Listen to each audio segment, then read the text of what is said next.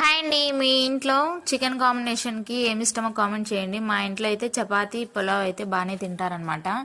నేను ఈరోజు పులావ్ చేస్తున్నాను.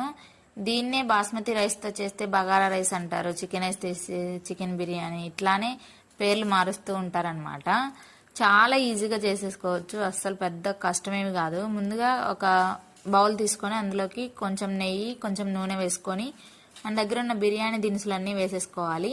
ఇప్పుడు అందులోకి ఉల్లిపాయలు, పచ్చిమిర్చి, అలాగే అల్లం వెల్లుల్లి పేస్ట్ వేగిన తర్వాత కొంచెం కరివేపాకు వేసుకొని ఎసరు నీళ్లు పోసుకోవాలి. ఒక కప్పుకి 2 కప్పులు నీళ్లు పోసుకోవాలి. అంతే అండి. నీళ్ళు మరిగిన తర్వాత అన్నం వేసుకొని ఉడికించుకోవడమే. అందులో కొంచెం ధనియాల పొడి కూడా వేసుకొని లాస్ట్లో కొత్తిమీర కూడా వేసుకోండి, చాలా టేస్టీగా ఉంటుంది. ఇలా సిమ్లో కొంచెంసేపు ఉడికించుకుంటే చాలా టేస్టీగా పొడి పొడిగా రెడీ అయిపోతుంది. వీడియో నచ్చితే లైక్ చేసి షేర్ చేసి ఇలాంటి మంచి మంచి వీడియోస్ కోసం సబ్స్క్రైబ్ చేసుకోండి. Bye bye.